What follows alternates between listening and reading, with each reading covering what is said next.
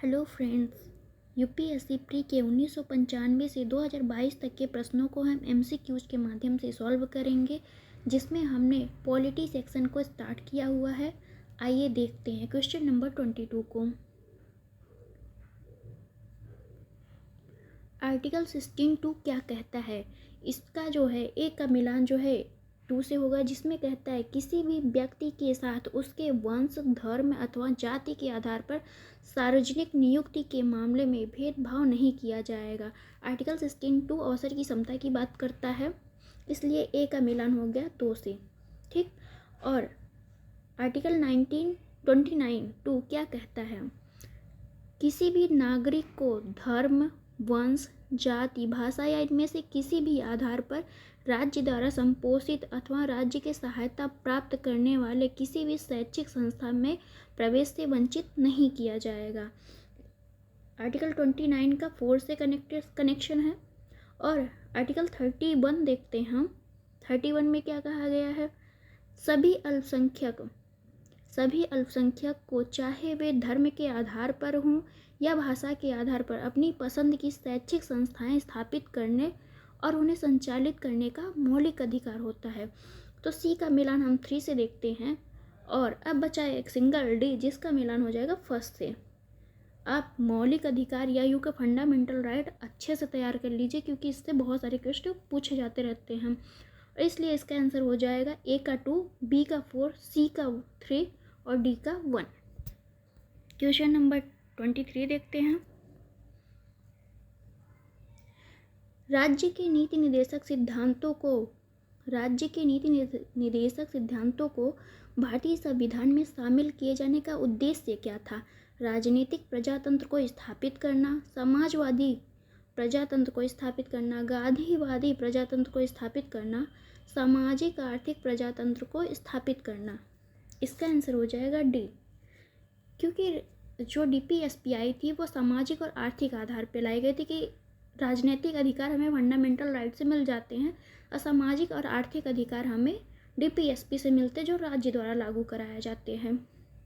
मतलब राज्य अपने नीति निर्देशक सिद्धांत जो भी विधि बनाती है उसमें इसको ध्यान रखती है कि हमारे डीपीएसपी को फुलफिल किया जा सके।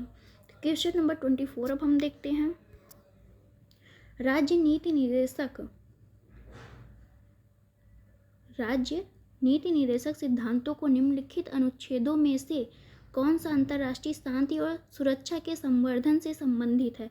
मतलब किस अनुच्छेद में अंतर्राष्ट्रीय शांति और सुरक्षा के संवर्धन की बात की गई है? आर्टिकल 51, 48 का, 43 का, 41। इसका आंसर हो जाएगा ए 51। आर्टिकल 51 में अंतर्राष्ट्रीय शांति और सुरक्षा की बात की गई है। आर्टिकल 48 में पर्यावरण संरक्षण की बात की गई है। क्वेश्चन नंबर 25 देखते हैं। भारतीय संविधान में 9वीं अनुसूची परिवर्धित हुई है। कौन से संविधान संशोधन से 9वीं अनुसूची को जोड़ा गया है संविधान में? प्रथम संशोधन द्वारा, 8वें संशोधन द्वारा, 9वें संशोधन द्वारा, 42वें संविधान संशोधन द्वारा। तो इसका आंसर हो जाएगा ए, प्रथम संविधान संशोधन अधिनियम 1951 के द्वारा 9वीं अनुसूची को जोड़ी गई थी। और क्वेश्चन नंबर 26 देखते हैं। जब केंद्रीय मंत्रिमंडल 2002 में चुनावी सुधारों पर अध्यादेश में बिना किसी बदलाव के उसे राष्ट्रपति को वापस भेजा, तब राष्ट्रपति ने भारतीय संविधान के कौन से अनुच्छेद के अंतर्गत उसे अपनी सहमति दी?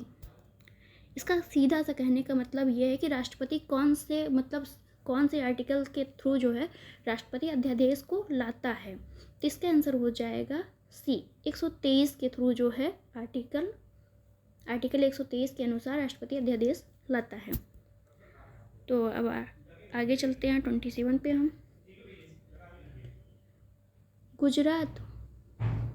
गुजरात में विधानसभा के चुनाव वर्ष 2002 को स्थगित करने के चुनाव आयोग के निर्णय की विधि मान्यता पर उच्चतम न्यायालय की राय जानने के लिए राष्ट्रपति ने उच्चतम न्यायालय से अनुरोध भारतीय संविधान के कौन से अनुच्छेद के अंतर्गत किया है? यानी जब राष्ट्रपति को कोई भी अनुच्छेद, मतलब किस अनुच्छेद के तहत राष्ट्रपति जो उच्चतम न्यायालय से सलाह मांगता है, तो इसका आंसर हो जाएगा बी, आर्टिकल 143 के तहत राष्ट्रपति उच्चतम न्यायालय से किसी भी निर्णय पे सलाह ले सकता है। आगे चलते हैं।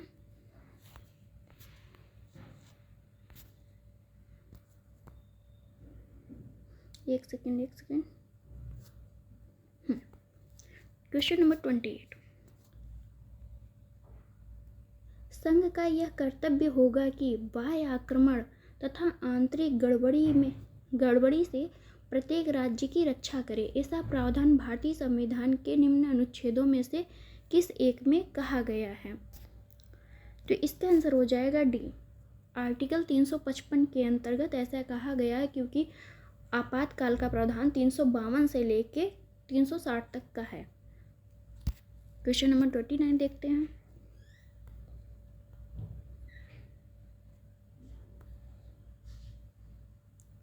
अनुसूची फर्स्ट को अनुसूची सेकंड मतलब सूची फर्स्ट को सूची सेकंड से मिलाना है, जिसमें भारतीय संविधान जिस देश द्वारा अपनाया गया है इसकी बात करता है। राज्य के नीति निर्देशक सिद्धांत जो है आयरलैंड से लिए गए हैं। मूल अधिकार जो है हमारे संयुक्त राज्य अमेरिका से लिए गए हैं। संघ और राज्य संबंधों की समवर्ती सूची जो है ऑस्ट्रेलिया से ली गई है।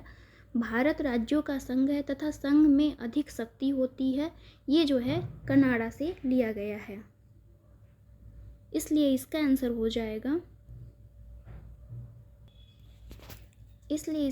जाएगा डी।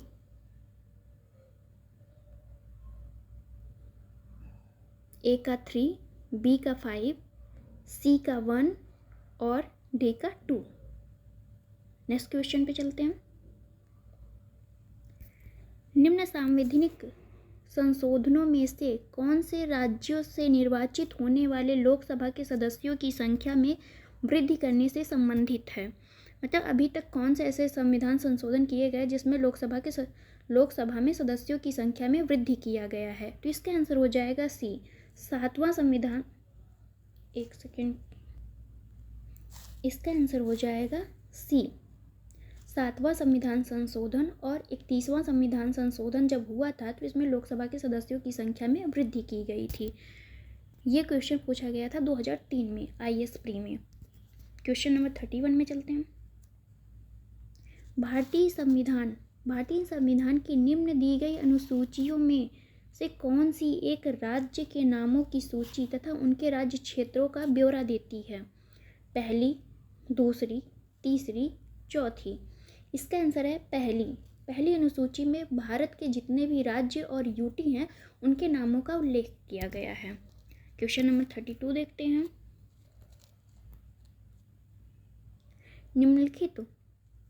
निम्नलिखित में से कौन सा एक कथन भारत के संविधान की चौथी अनुसूची का सही वर्णन करता है?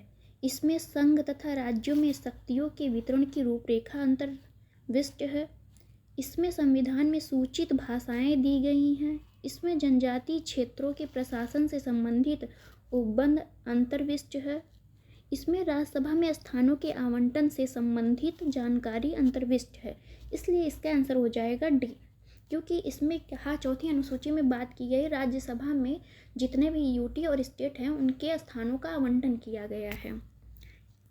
क्वेश्चन नंबर 33 देखते हैं।